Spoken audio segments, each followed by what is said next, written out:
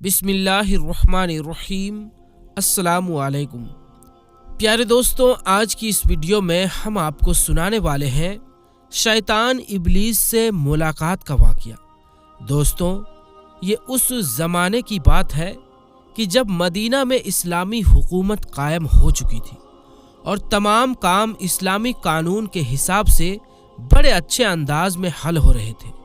اللہ کے رسول صلی اللہ علیہ وآلہ وسلم نے رمضان کے دنوں میں ایک سلسلہ یعنی ایک طریقہ شروع کر رکھا تھا جسے زکوٰۃ رمضان کہتے تھے، یعنی لوگ کھانے پینے کا سامان، اناج اور ایسی دوسری چیزیں جمع کر پاتے تھے اور وہ آپ صلی اللہ علیہ وآلہ وسلم کی ہدایت کے مطابق غریبوں اور مسکینوں میں بانٹا جاتا تھا۔ جو مال دین کے وقت بانٹنے سے رہ جاتا تھا، رات کو اس کی دیکھ بھال کی ضرورت ہوتی تھی، تو ایک مرتبہ آپ صلی اللہ علیہ وآلہ وسلم نے حضرت ابو ہریرہ رضی اللہ تعالی عنہ کو اس مال کی دیکھ ریکھ کرنے کے لیے تعینات کر دیے۔ حضرت ابو ہریرہ رضی اللہ تعالی عنہ ایک رات سامان کی دیکھ ریکھ کر رہے تھے کہ انہوں نے دیکھا کہ ایک آدمی آیا اور آتے ہی اس نے اناج وغیرہ کو سمیٹنا شروع کر دیا۔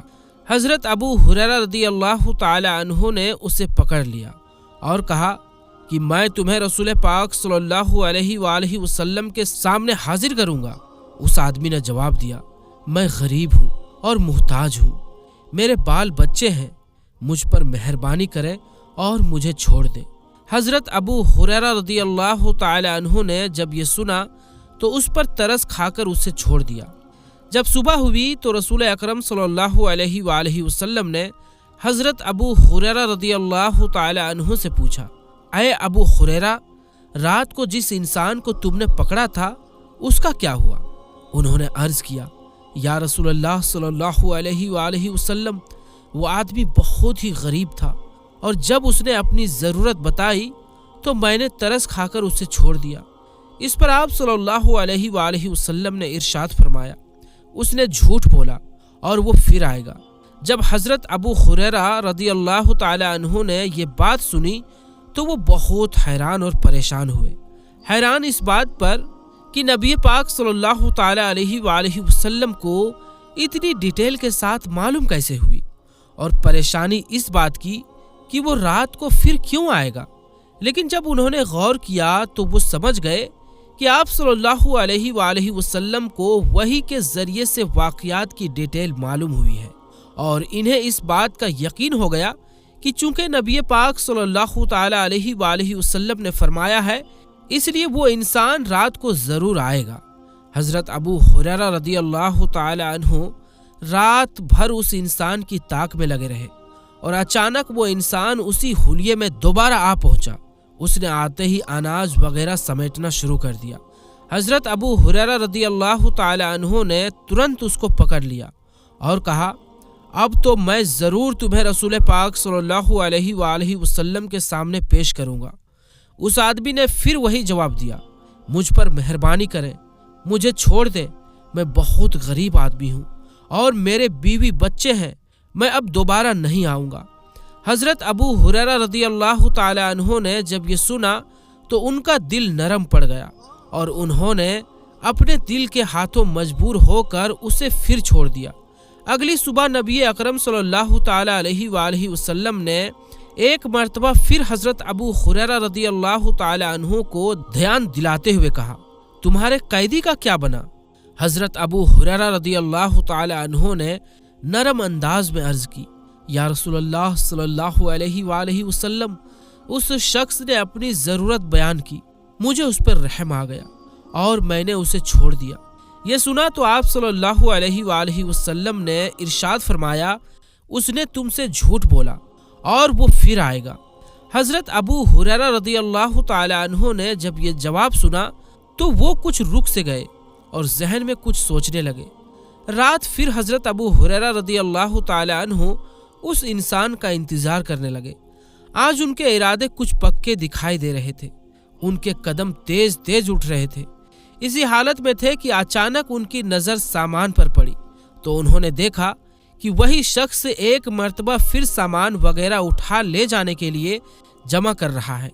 हजरत अबू हुरैरा रदियल्लाहु ताला अन्हु ने तुरंत उसको पकड़ लिया और कहने लगा, अब तीसरी और आखिरी मर्तबा है, तुम हर बार कहते हो कि मैं दोबारा नहीं आऊँगा और फिर आ जाते हो। ये सुनना था कि वो शख्स बोल पड़ा, मुझे छोड़ दो, इसके बदले मैं तुम्हें कुछ ऐसे कलमात सिखाऊंगा जिससे तुमको बहुत फ़ायदा होगा।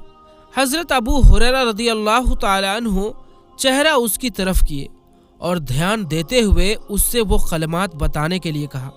वो शख्स कहने लगा, देखो रात को जब तुम सोने के लिए बिस्तर पर लेटो तो आयतल कुर्सी शुरू से लेकर आखिर तक पढ़ लिया करो, और अगर तुम ऐसा करोगे तो अल्लाह रात भर तुम्हारी हिफाजत करता रहेगा और सुबह तक कोई शैतान तुम्हारे करीब भी नहीं आ सकता।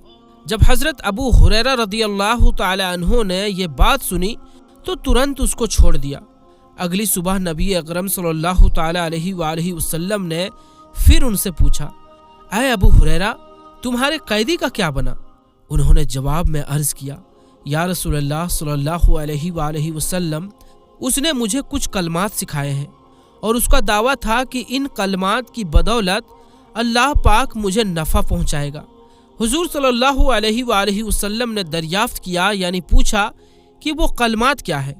उन्होंने अर्ज़ किया कि उसने बताया था कि जब बिस्तर पर लेटो तो आयतल कुर्सी पढ़ लो शुरू से आखिर तक। इसके अलावा उसने मुझे ये भी कहा कि अल्लाह ताला की तरफ से तुम पर इसके पढ़ने से एक निगरान फरिश्ता तैनात रहेगा और सुबह तक शैतान तुम्हारे करीब भी नहीं आ सकेगा।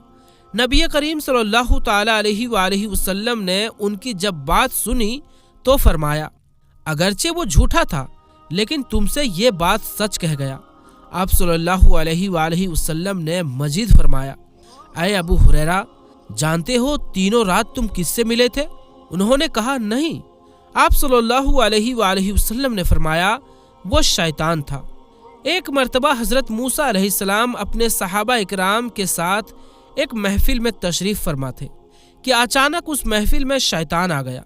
उसकी हालत कुछ यूँ थी कि उसने एक रंगीन टोपी पहन रखी थी। जब वो महफिल में दाखिल हुआ तो उसकी उस अजीबो गरीब हालत को देखकर हज़रत मूसा अलैहिस्सलाम उसकी तरफ ध्यान देते हुए फरमाया, ऐ शख्स, तू कौन है? शैतान ने जवाब दिया, मैं इब्लीस हूँ। हज़रत मूसा अलैहिस्सलाम ने कहा, ऐ मलऊन, तू हलाक हो, तू मेरी महफिल में क्या कर रहा है? इब्लीस ने जवाब दिया, अल्लाह ताला ने आपको बड़ा मकाम और मर्तबा अता फरमाया है, लिहाजा मैंने सोचा क्यों ना मैं भी आपकी महफिल में बैठूं। ये सुनकर हज़रत मूसा अलैहिस्सलाम ने इब्लीस से मुखातिब होकर दरियाफ्त किया, यानी पूछा कि अच्छा तो ये बता, ये तूने क्या पहन रखा है? शैतान ने जवाब दिया, ये मेरी टोपी है। आप अलैहिस्सलाम ने पूछा, तेरी टोपी में क्या खास बात है जो सभी की तवज्जो का मरकज बन गई है? कहने लगा, मैं इस टोपी से शिकार करता हूँ। आप अलैहिस्सलाम ने फरमाया, किसका शिकार करते हो? इब्लीस ने कहा, मैं इंसानों का शिकार करता हूँ। आप अलैहिस्सलाम फरमाने लगे, क्या मतलब है तेरा? तू इस टोपी से इंसानों का शिकार कैसे करता है? और मुझे ये बता, तुझे कैसे पता चलता है कि ये बंदा मेरे काबू में आ गया है? उसकी क्या निशानी होती है? इब्लीस ने कहा, उसकी 3 निशानी होती है। मेरी इस टोपी के अंदर वो राज हैं जिनसे मैं शिकार करता हूँ। उनमें पहली निशानी ये होती है कि उस बंदे के अंदर घमंड पैदा कर देता हूँ। जब उस बंदे के अंदर घमंड पैदा होता है तो वो दूसरों को छोटा समझने लगता है। उसके बाद दूसरी निशानी ये होती है कि बंदा खुद पसंदी का शिकार हो जाता है। वो अपने अलावा किसी और को कोई अहमियत यानी वैल्यू नहीं देता, बस खुद को ही सब कुछ समझने लगता है। और तीसरी निशानी ये है कि वो अपने गुनाहों से बेखबर हो जाता है, गुनाह करता चला जाता है और अपनी धुन में आगे बढ़ता रहता है। ये सोचता ही नहीं कि मैंने कितने गुनाह कर दिए। तो बस ये 3 निशानी किसी में दिखने लग जाए तो समझ लेना कि वो इंसान पूरी तरह से मेरे काबू में आ चुका है। ये सुनकर हज़रत मूसा अलैहिस्सलाम हैरान हुए, लेकिन एकदम इब्लीस ने कहा, ऐ मूसा, मैं आपको नसीहत करता हूँ। हज़रत मूसा अलैहिस्सलाम ने फरमाया, क्या? शैतान कहने लगा, ऐ मूसा, मेरे बुराई से बचना है तो 3 मौकों पर होशियार रहो। आप अलैहिस्सलाम ने उससे वो 3 मौके पूछे तो कहने लगा, पहला ये कि औरत के साथ कभी भी तन्हाई यानी अकेले में मत बैठो, क्योंकि जब कोई मर्द किसी नामहरम औरत के साथ तन्हाई में बैठता है तो मैं उस आदमी का साथी बन जाता हूँ और उसे बेखबर कर देता हूँ और मैं इसमें अक्सर कामयाब हो जाता हूँ। दूसरा ये कि अगर अल्लाह से किसी बात का अहद यानी वादा करो तो उसे पूरा करो, क्योंकि जब वादा पूरा करने में देर करते हो तो मैं अपने वसवसों से उस वादे को तोड़ने की कोशिश करता हूँ और मैं इसमें भी कामयाब हो जाता हूँ। और तीसरा काम ये कि जब तुम अल्लाह की राह में कुछ सदका देने की नीयत करो तो फौरन दे दिया करो। अगर तुम उसमें देरी करोगे तो मैं तुम्हें उसमें और भी ज्यादा देरी करवाता रहूंगा, यहाँ तक कि वो भूल जाता है और उस सदके से जो नफा उस इंसान को होने वाला होता है वो उससे बेखबर रह जाता है। लिहाजा इन 3 बातों पर अमल करो जो कि कामयाबी की सीढ़ी है। इब्लीस ने ये 3 बातें कही और एकदम खड़ा हो गया और फिर अचानक अपना सर पकड़कर कहने लगा, हाय अफसोस, ये मैंने क्या कर दिया। आए मूसा, मैंने तो आपको वो बातें बता दी जो मुझे नहीं बतानी चाहिए थी, क्योंकि आप तो अल्लाह के पैगंबर हो और अब आप ये सारी बातें लोगों को पहुंचा दोगे और इस तरह उन पर अमल करके सारी दुनिया अपने आप को बचा लेगी। ये कहते हुए शैतान हजरत मूसा अलैहिस्सलाम की महफिल से चला गया। इसी तरह एक मर्तबा हजरत यहया अलैहिस्सलाम की शैतान से मुलाकात हो गई। शैतान आप अलैहिस्सलाम को देखकर कहने लगा, आए अल्लाह के नबी, मैं आपको एक बात बताना चाहता हूँ। ये सुनकर हजरत यहया अलैहिस्सलाम फरमाने लगे, तू क्या मुझे कोई बात बताएगा?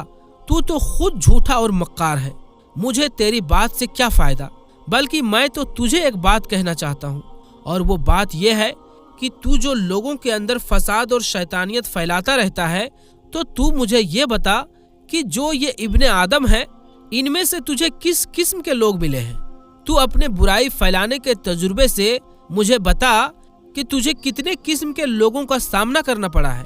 इब्लीस बोला, हाँ, अगर मैं इन लोगों को बांटूं तो मुझे अक्सर 3 किस्म के लोग मिले हैं जिनसे मेरा पाला पड़ा है। उनमें से पहले किस्म के लोग बड़े सख्त होते हैं। हजरत यहया अलैहिस्सलाम ने फरमाया, सख्त से तेरी क्या मुराद है, यानी क्या मतलब है?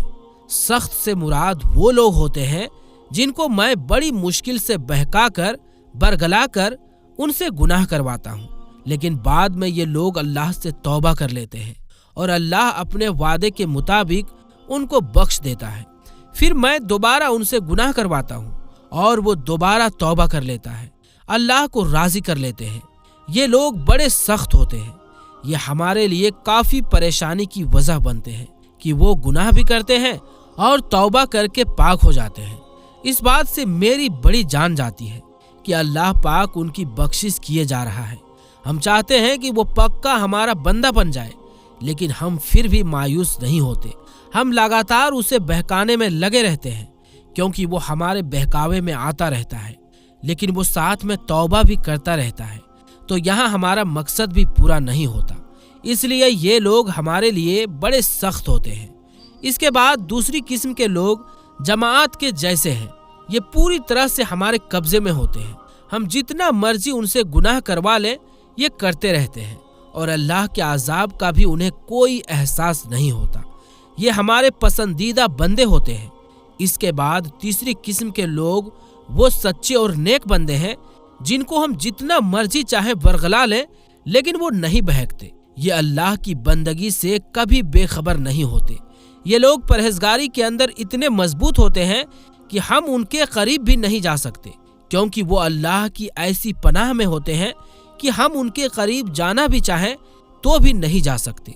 ये सुनकर हजरत यहया अलैहिस्सलाम फरमाने लगे, अच्छा, सारी बातें छोड़ो और मुझे ये बात बताओ, क्या तुमने कभी मुझे बरगलाया है? इब्लीस ने कहा, हाँ, एक मर्तबा।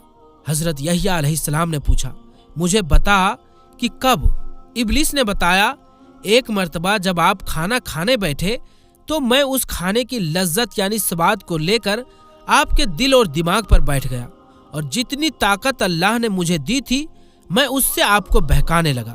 आप खाना खाने लगे तो मैं आपके दिल में उसकी लज्जत को और बढ़ाता गया और आपने खूब पेट भर कर खाना खा लिया, जिसका नतीजा ये हुआ कि आपको गहरी नींद आ गई और उस रात आपकी तहज्जुद की नमाज ضائع ہو گئی یعنی چھوٹ گئی، اور اس طرح آپ کے اس رات کی تہجد کی نماز نہ پڑھوانے میں میں کامیاب ہو گیا۔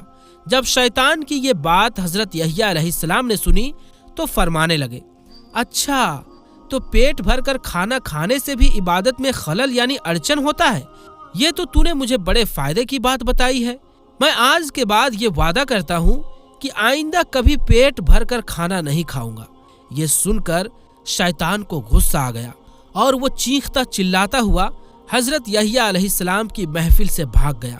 اللہ تعالی ہم کو شیطان کی چالوں اور وسوسوں سے محفوظ رکھے، آمین۔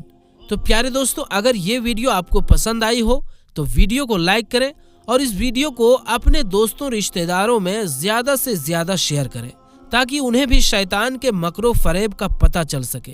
اور اگر آپ نے ابھی تک ہمارے یوٹیوب چینل عالمی جنکشن کو سبسکرائب نہیں کیا ہے تو ہمارے چینل کو سبسکرائب کر لیں۔ تو دوستو انشاءاللہ ملیں گے پھر کسی نئی ویڈیو کے ساتھ، تب تک کے لیے السلام علیکم، اللہ حافظ۔